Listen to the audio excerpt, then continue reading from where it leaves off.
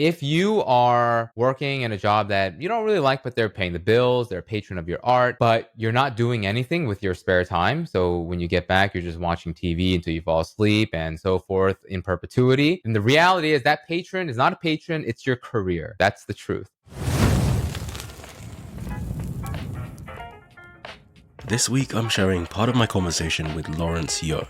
Now, Lawrence is an illustrator, a storyteller, and the creator of More to That, which is an illustrated long-form blog read by tens of thousands of people, including me. I've been reading Lawrence's blog for years. It's awesome. I would highly recommend it. So in this part of our conversation, you're going to hear Lawrence and I talking about being able to balance practical work with creativity. We talk about cultivating and pursuing passion. We talk about avoiding mimetic desires, writing good stories, the process of being able to discover new ideas, and finally we talk about being able to balance your personal taste with the feedback that you might get from your audience or from your employer. So this is a really great episode for anyone that thinks of themselves as a creator or wants to create in some way and find a sustainable way to do that. So you can get the full show notes, the transcript, and read my newsletter at theknowledge.io. And you can find Lawrence on Twitter at More to That. His website is also More to That, and he teaches an awesome course about storytelling called Thinking in Stories, and you can find that at thinkinginstories.com. Now, if you love this episode, please do share it with a friend, and don't forget to leave a review wherever you listen to podcasts, because it helps us tremendously to find other listeners just like you. We were talking about, first of all, the idea that I'm very tired at the moment, and I'd been tired this whole week. I was trying to figure out why I was tired, and I was looking at my sleep tracker and checking all my sleep data, not because I do that maniacally, but just because I have it. And that's the reason I have the thing, because I don't have to think about it day to day. And if there's ever something up, then I can look and I can see, hey, what's happened? What was I doing? Like if I end up feeling tired, usually day to day, I don't always feel tired, but then I can go back and see, okay, what happened? And so I've gone and looked and I've realized, okay, yeah, I only slept for about 3 hours or so on Sunday. And I never really realized half the time I go to bed. And so I was just unpacking this idea that part of the reason my sleep hasn't been great is because I've been doing a lot of work, a mixture of work for myself on things for the knowledge, so the podcast, the newsletter, but then also I still do a lot of work working with startups, so either like coaching and working with founders and CEOs, or just doing facilitations. And so I had a full day facilitation on Monday, and I also happened to work on an ebook over the weekend completely spontaneously, and there was just a bunch of stuff that just popped up. And so why am I doing so much work? Why am I doing all of that? There's two core reasons. One is because it's something that I'm passionate about. It's something I care about and I actually love to do. But then secondly, I also have to pay the bills. And so there's this tension between those two things sometimes. Sometimes they coordinate and it's fun and you can do something you love and you can do something you enjoy and it gets to pay the bills. And some months are exactly like that. And then some months are, okay, I need to do some extra stuff to pay all the bills, and so I have to make it work. So I wanted to get your thoughts on how you feel about that balance or that tension sometimes between doing work simply because you love it and simply because this is your passion or your creativity, or even if it's your corporate work, and then doing things that are, okay, I'm doing this so I can get paid and I'm doing this to pay the bills. Yeah, that's a great question. And this is the age-old conundrum between creativity and practicality, and how exactly you balance the two. Because I think with creativity, you are following your own innate interests. You're following your inner compass, as I like to call it. And the reality is that there is no immediate reason for society to value that, right? To value kind of our own intrinsic interests and our motivations. So what you're trying to do is kind of find ways to express that value to others.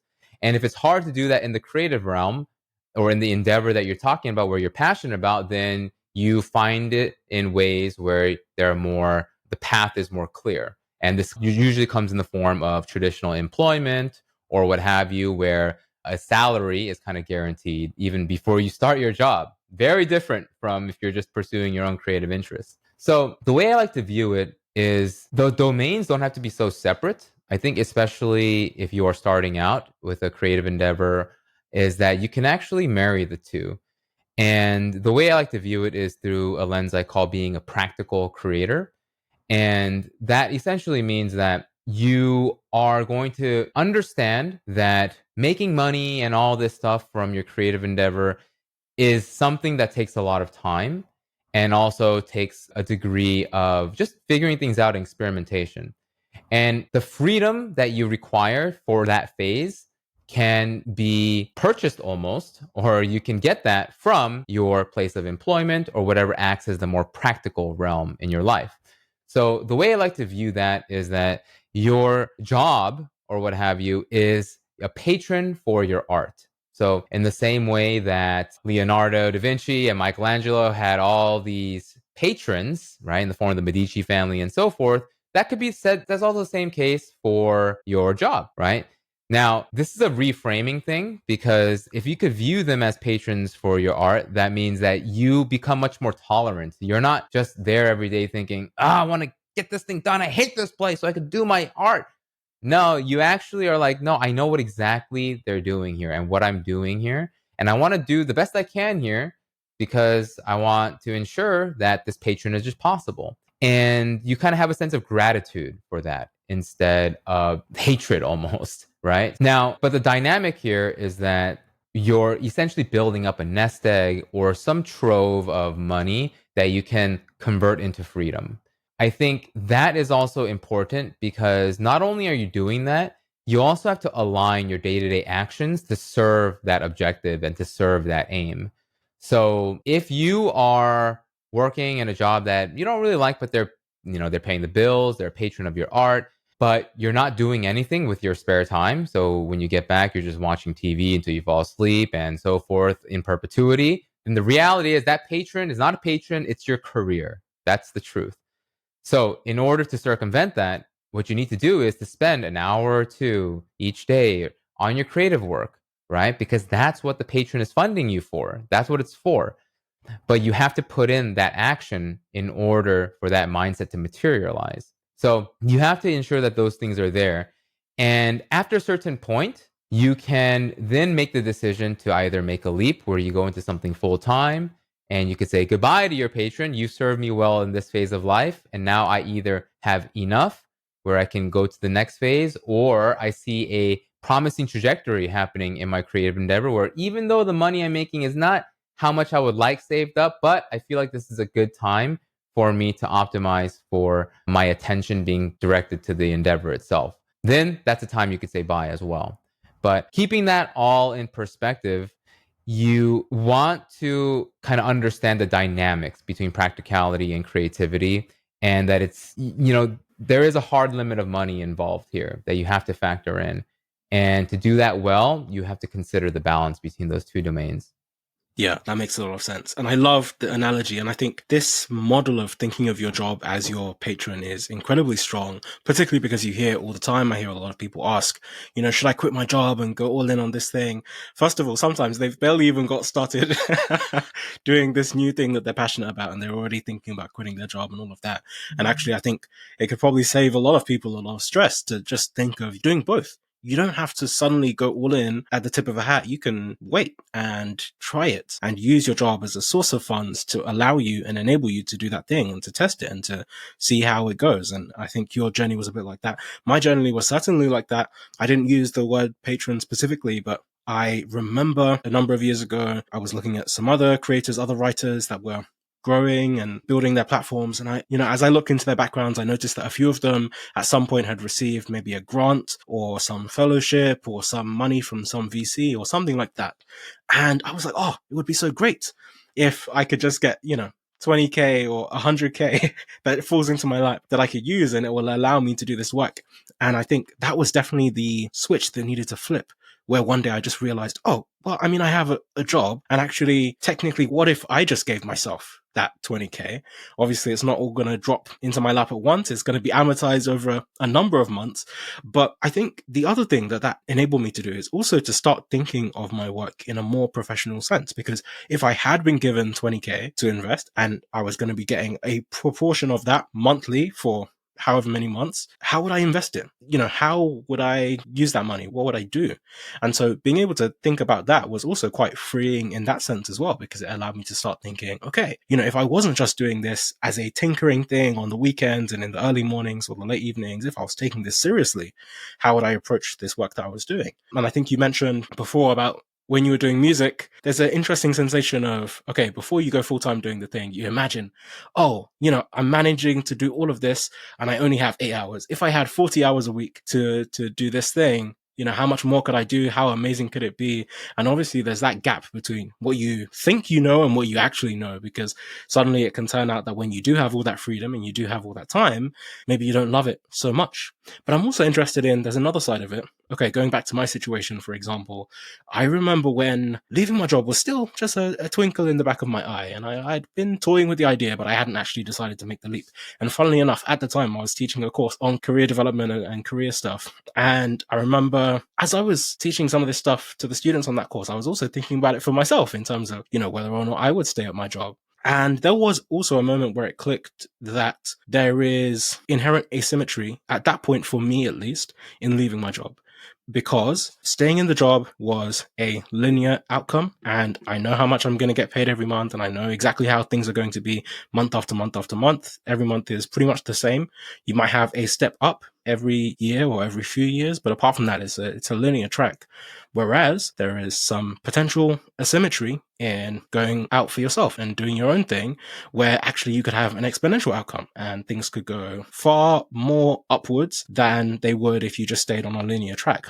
However, when you have asymmetry, you also have variance. So not only can it go wildly up and it could be double what the linear outcome would be for 1 month, it could also be the same in reverse, and it could also be down 1 month. And so it can go up and down. You get this tremendous variance. So I'm interested for you, as you were thinking of making this decision twice to leave finance, how you thought about the impact of that potential variance where you're trading up a sure thing of, okay, I know this is stable. I know my Patreon is always going to be there every single month. For, okay, some months I might be able to support myself, but some months my personal Patreon may not be there and I have to figure things out. So how do you think about the tension that creates? Yeah, there is an inherent asymmetry just in the two. I think one way I like to view it is that for any kind of gainful employment, sometimes you could put in just 50% of the effort and get paid 100% of your expectations. Whereas with your own endeavor, you put in 150% effort and then get paid, 50% or way less than your expectations. But then at the same time, the other side is true where you're right, like you could get paid a lot more and they could scale over time. And I think that's the promise of that is why we have entrepreneurship and all that stuff too. I think in my case, leaving a job to do what I feel like is more aligned with my inner compass. Yeah, like the money element was just as a mechanism for downside protection. And basically it wasn't like I went into doing more to that, for example, or even to do music because of the promise that I would get paid so much more or the goal that I would. To me, it was all just about, I just feel like this is where I am directionally aligned with my values and my interests, my curiosities. And it almost seemed kind of ridiculous at a certain point that I'm not spending more time doing that.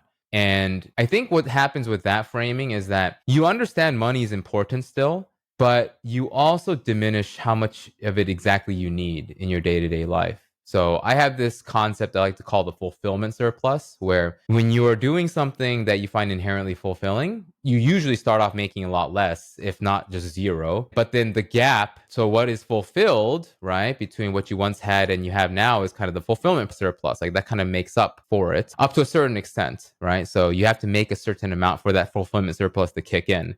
Because if you are constantly worried about money, then you will not find as much fulfillment in what you once thought was so fulfilling. So there are certain base needs that need to be hit, but they don't need to be as high as it was in the past. And interesting things start happening when you kind of start to make money or so forth, doing what you love and so forth, where then you kind of get into the comparison game, and that's a whole nother conversation.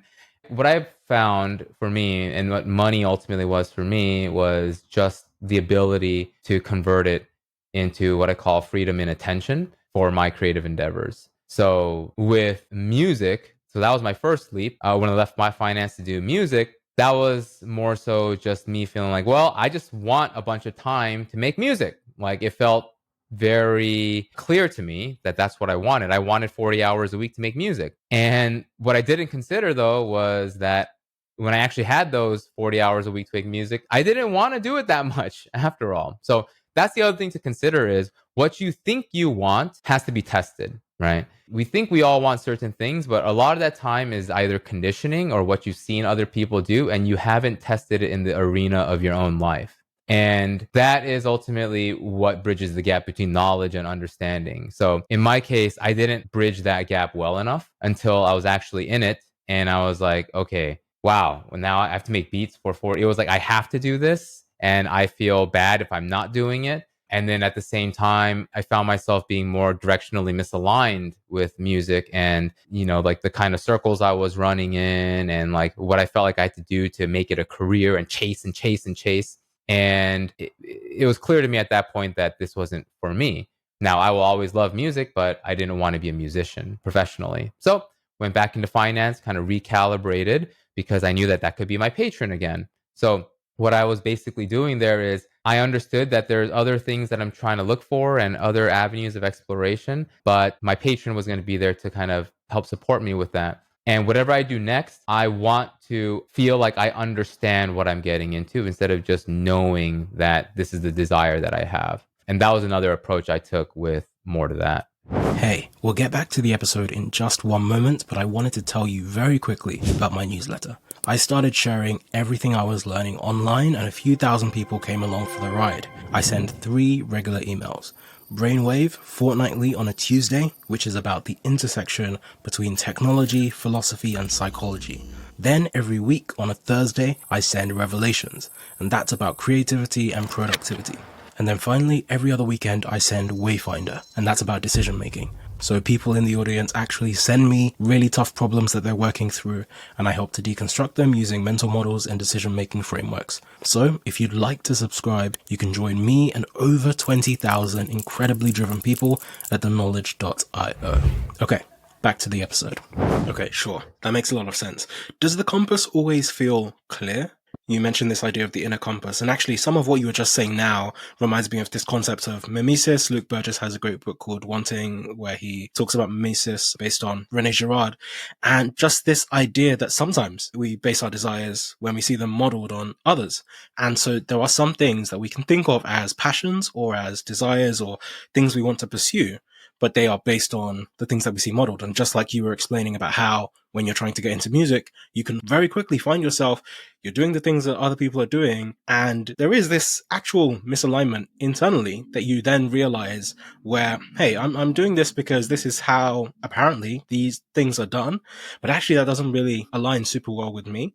And I think even that internal clarity that you had there, a lot of people don't necessarily have that when sometimes, for example, there is a new hot thing. And it could be NFTs, or it could be AI, or it could be, whatever it is, getting into finance, getting into, I think it's drop shipping, or, whatever the thing is, that can shape people's careers at the same time, right? Even me being in law, you being in finance previously, that can be something that when you're around university age and you're thinking, what should I do? That's something you can see very clearly modeled. Oh, hey, you just follow this path, you just take this job, you do this, you do that. And that's exactly what it is. And even for me, it was only until I think I'd been at my main firm for about 5 years or so. And then I looked ahead of me and I was just like, is that actually what I want? Like when I came into this firm, that's exactly what I thought that I wanted. And the more time I've spent here and I look ahead, I realize that's not actually what I want. So yeah, I'd love to know how you think about escaping that mimetic trap and actually being able to differentiate between what you identify as, okay, these are deep core desires. These are things I actually want to pursue. Like as a child, you mentioned you were interested in drawing, you were interested in writing. You already had some of the seeds of that there. And similarly, okay, you enjoy doing music, but then what happens when your initial interest in music then becomes a mimetic thing where, okay, it started off as this is my own intrinsic interest, and now it's becoming me doing the things that other people are doing because this is what I'm seeing modeled. Yeah. I think the way I like to envision is like a spectrum of intrinsic motivation on one side and external validation on the other side. And I think a lot of times we're just kind of like continuously oscillating, but everything starts on the intrinsic end, even if you may not know what exactly cause that, right? One of the core tenets of my work is self-examination and to encourage people to kind of look deeper into themselves to figure out what's going on, because the reality is almost, and this is one thing that it just blows my mind still when I think about it, is that almost everything of consequence is the result of happenstance. So your parents, the culture you were raised in, your genes, and the things that you're innately curious about, you didn't have any say over that. It just kind of happened, right? And yet the belief is that we know who we are. And I think that nothing is further than the truth, right? Like if you haven't done the work to really examine yourself, we just follow whatever inroads have already been built. We just follow the path of our conditioning and so forth. And I think one of the beautiful virtues about creativity is that it really gives you space to figure out who you are through just expression. And I think we're all trying to find our mediums of expression. I think that's the thing too, is like people say that, oh, I'm not creative. And what they're really saying is, I don't know what my medium is to express myself, because we all express ourselves in some format, whether it's through text messages or just through speaking with others. And, you know, it's all about what medium do you want to choose, where you feel like if you adopt that medium, you're a creative person, right? And when you feel like you found a medium that works for you, then it's almost second nature to believe that you are a creative person, right? And I think where you can start to go astray with that is when you start thinking about, okay, well, now how do I provide value to others, right? Like with what I'm doing, because there is a point in someone's creative life where it's like, okay, well, yeah, this is great. My curiosity is here, but I have to sustain myself. I have to find a way where I can make this practical. And I think here, though, is the balance is that you want to be open to people's advice and what people have done, but discount it according to your values. And what I mean by that is that the beauty of knowledge and the fact that people before you have done something is that you can learn from them, right? Is that there's so many different people that have done all these different things, and the internet is a gold mine to understand what exactly the paths were. But because everyone is different and everyone has different perceptions and just different everything, you can't just take advice wholesale, or else you will feel like a shell of yourself. There will be a moment where you feel misaligned, and there will be that tension within you where you're just like, wait, why am I all of a sudden just doing what this other, I'm being a parrot, right? And I think there's all a point in which you recognize that. The key is to be aware of those moments, because that's you telling yourself that, hey, there's something that this other person is doing that just doesn't really work for who I am. Yeah, it could work for the outcomes, but it won't work long term, given that I know this is not the person that I am. You know, when that misalignment happens, like the question then becomes, well, what does it mean for you to stay kind of true to your inner compass and to understand that alignment is really important for you, yet still make it work? And what I found is that you can do that. Like, I think people have a gravitation towards, I know like authenticity is kind of thrown around loosely, but I think I would reframe that as people that, like, you could just kind of see that they embody themselves, that they're intelligent, they've learned from others, but they've internalized those lessons in the arena of their own life. And when people do that, you just feel this natural gravitation towards those people. And what I believe is that people that have strong inner compasses attract those that also have strong inner compasses. And then those people will also teach other people how to kind of calibrate their intuition and so forth. But it's definitely a process. It's not something that just happens. And I think what's been beautiful is just like writing has just helped me so much with that process, more so than music ever did. I think music is a great vehicle to express your emotion and your mood and so forth, especially with the way I was doing it, because I wasn't singing, I was making beats.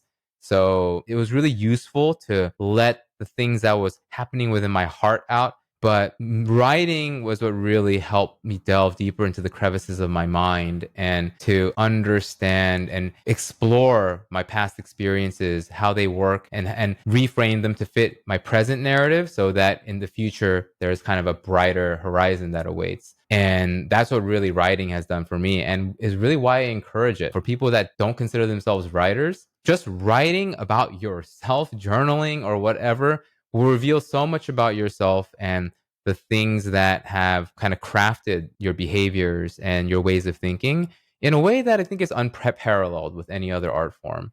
So those are a couple of the ways I think about kind of staying true to your inner compass while also being open to the lessons that you can learn from history and from the people that you respect.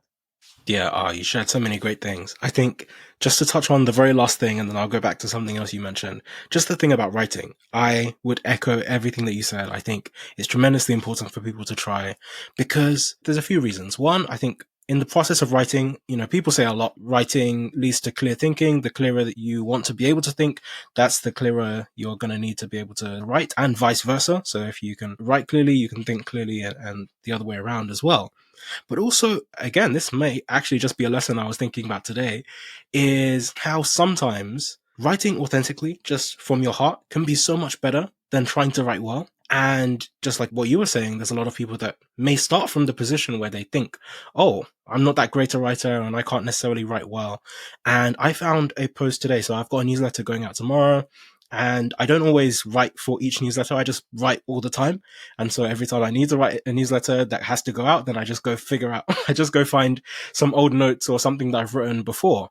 And so I was going back through all these notes, trying to find something that was pretty much almost done so that I could just polish it up and send it out.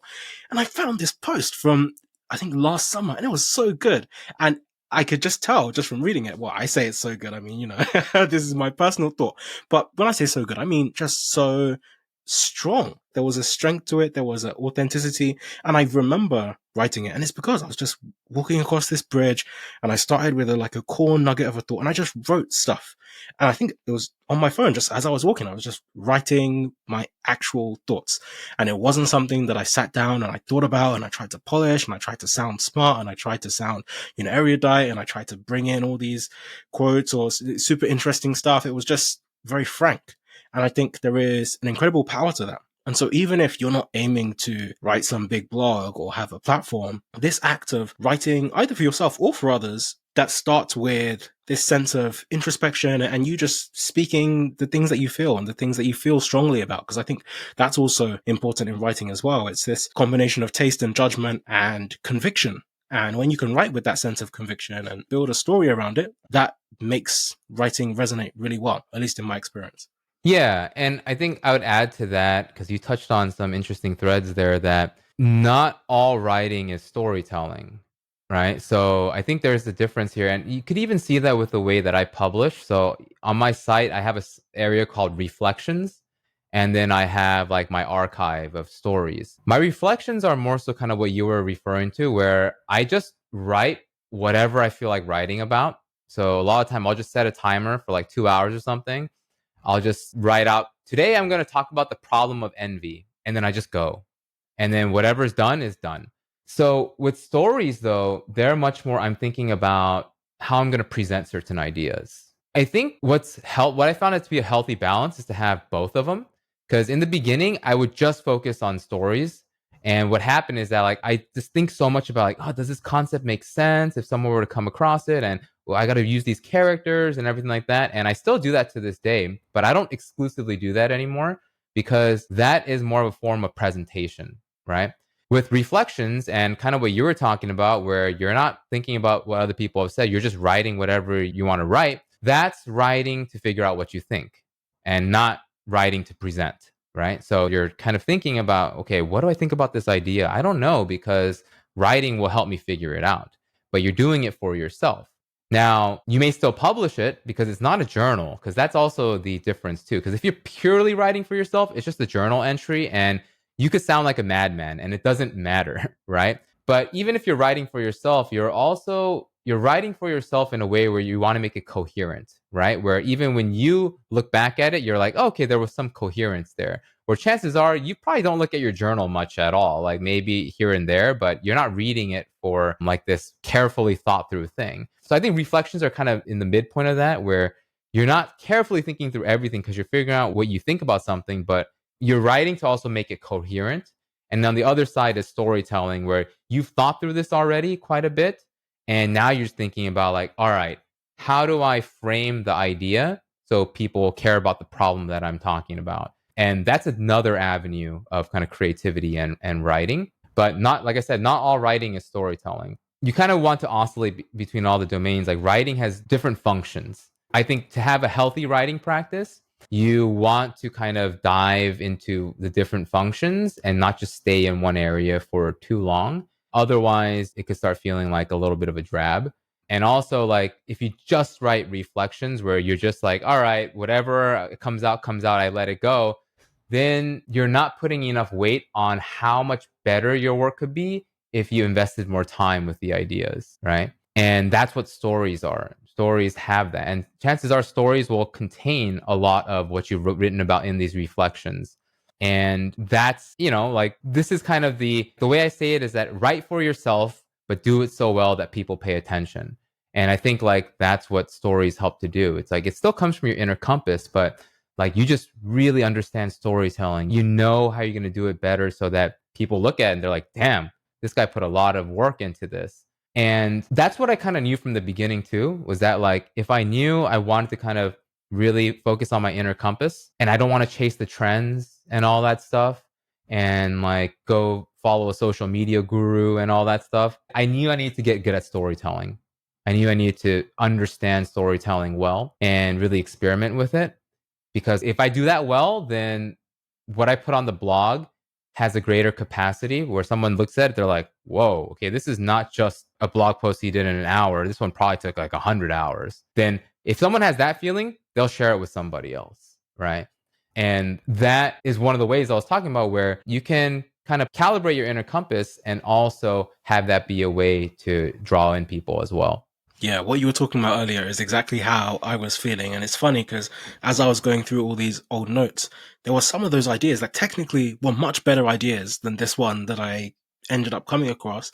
They're better ideas, but because they can feel so bulky and they feel like, okay, I have to really get into the weeds. All I had was, just a handful of notes or some bullet points or just a few sentences because it takes a bit longer to flesh out the idea. So I'd love to know a bit more about how you construct your stories and some of your longer pieces. But before that, I'm interested in just going off something you mentioned, how you find the balance between craft and play. And, we can take this all the way back to even something we talked about slightly earlier, which was your drawing, right? Drawing as a child, you're drawing, you're writing, and it can be very tempting to want to professionalize that and to turn your play into craft and to think, okay, how can I get better? How can I optimize this? How can I, you go from, hey, I'm just drawing as a sense of expression and because I find this fun and because I like it, to I want this to be good. I want this to be great. And so I'm learning all these lessons and tutorials and I'm going to make it look like this. And suddenly you're copying, not intentionally, but you're learning from other artists and your work then can go off in a particular direction versus perhaps staying true to what it would have been if you kept it within the play area.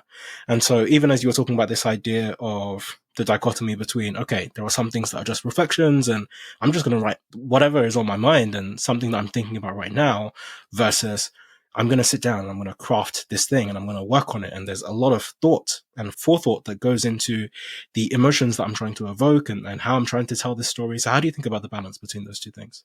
Yeah, I feel like they're quite intricately married, at least in my case. I think with play, like I think it's worth delving into that word a little bit, like what exactly is play as an adult. I could see that clearly with my daughter who is 3 and, like what exactly play is. And like she'll just come up to me like, hey, do you want to play? Can you play with me? And to me, that just means, oh, I spend time with her. And then like we're doing like some world building with stuffed animals and so forth. And she's basically just focused on what's in front of her. And that to her feels playful, right? I think for us, where the play element starts to break down is we're thinking, like you're saying, like, okay, well, where is this going?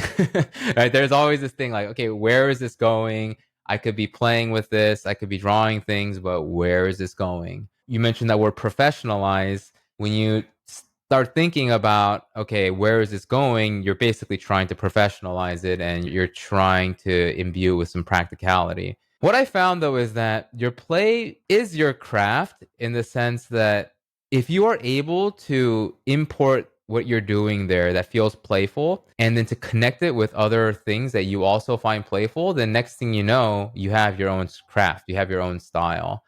And it doesn't mean that the topics have to be playful. I write about some serious stuff, like the actual what I write about, like the finiteness of life, our relationship with money, and so forth. But I think the drawings help to make it playful. And some of that playfulness also finds its way into the writing as well. And I think it's because it's kind of the marriage of those two things that gives it its own style. And then when you have your own style, I think that's when it feels the most playful because you feel like you're doing your own thing. And your own thing is usually like an amalgamation of everything that you've picked up, everything you've learned, and you've made it your own, right? That's one of my favorite Charles Bukowski quotes. And actually, I would encourage people to watch his video on style. And he just talks about how style is a dangerous thing and how it could basically convert anything that's mundane into something amazing and playful.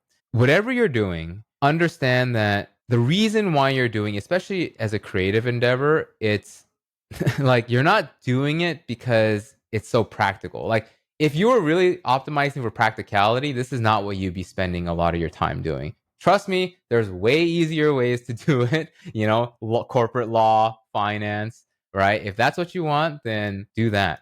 What you're here for is like you're really here because there's the play element involved, but like also because doing this makes you feel a certain element of joy that you don't get when you're just focused on what do you get out of it, right? What's my return on time? And I think that's the other thing too to consider is that like a lot of time as your creative endeavor grows or as it becomes more of a career, you start using terms like that again that you didn't really use in the beginning, right? It's like, oh, I spent 2 hours on this post today. That equals X, this many dollars. Oh no, I could be doing something else. Or getting on this podcast, that's X amount of dollars per, like, that's not what you were doing this for.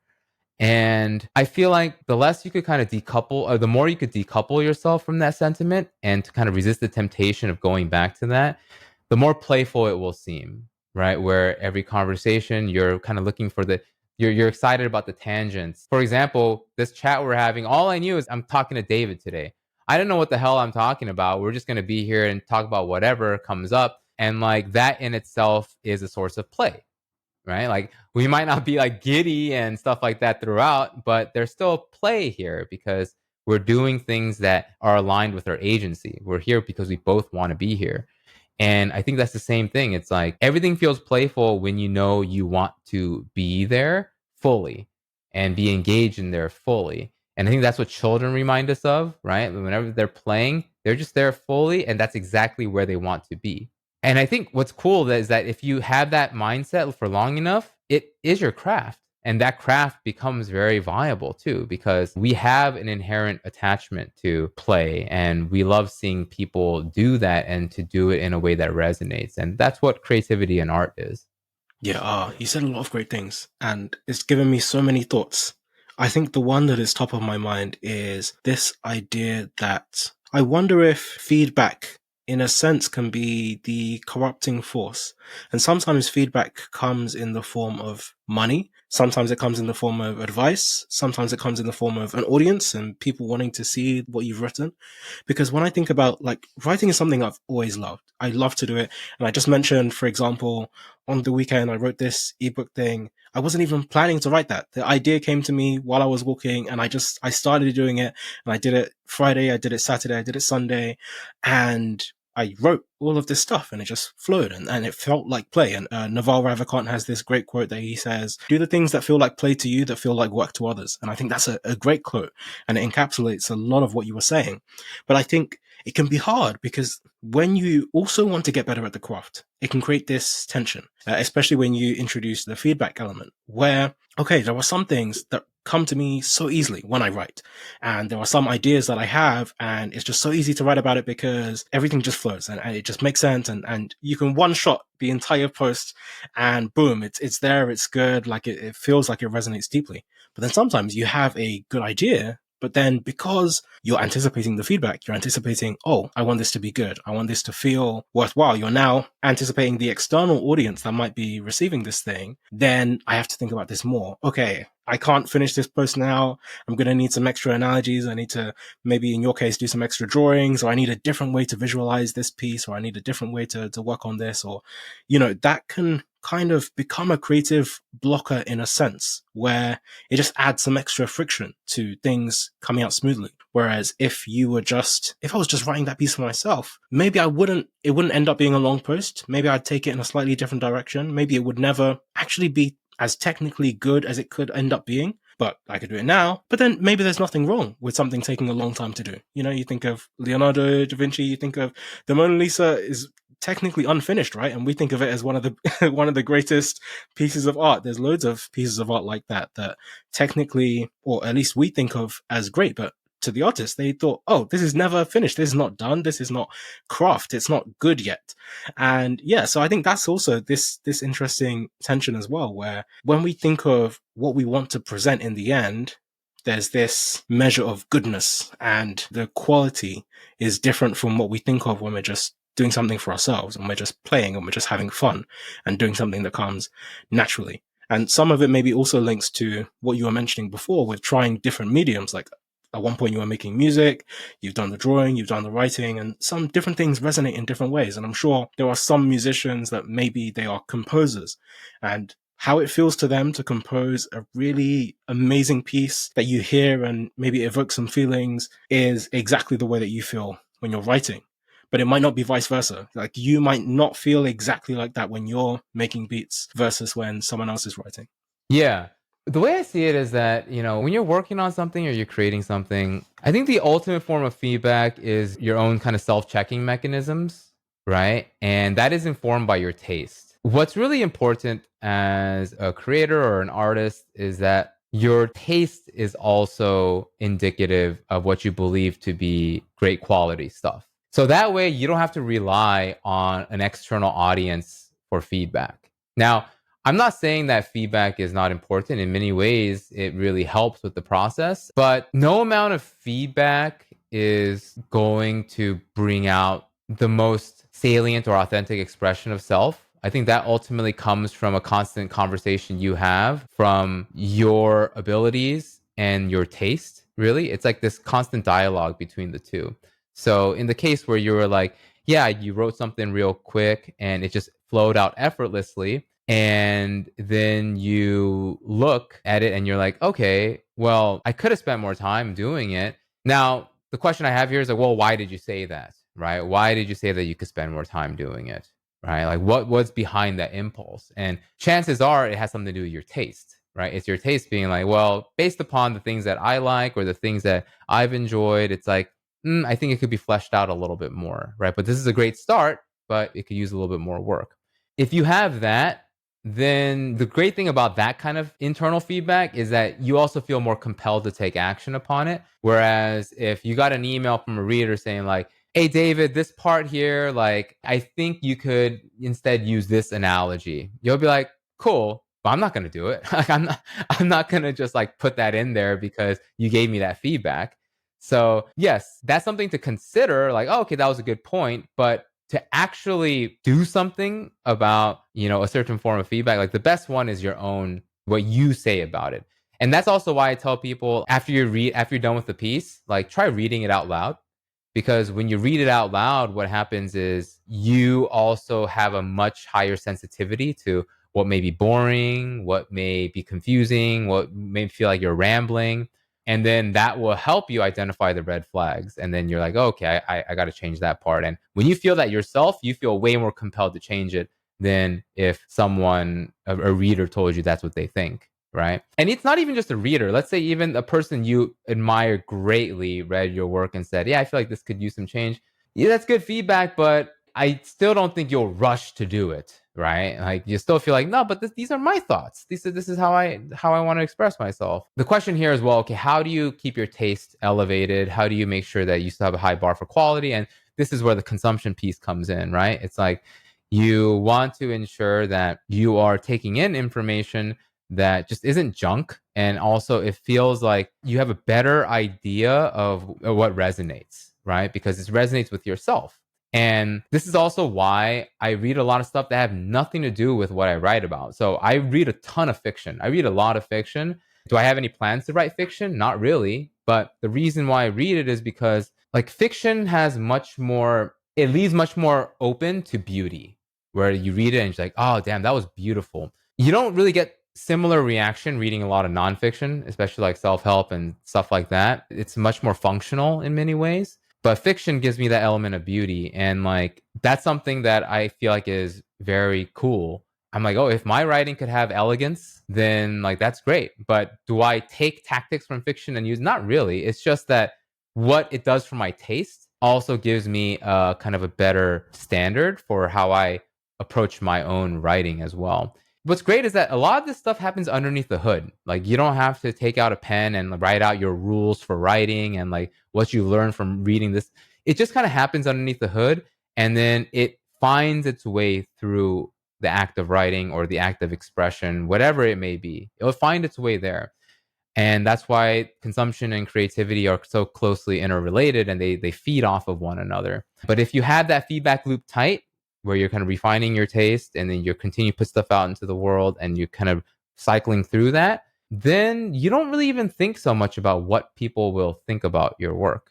And you have your own bar that you've set. And the more refined that could be, the more you could just go off of what you feel like works and what doesn't. And that, I think that's where you get the best work a lot of time and the most authentic stuff.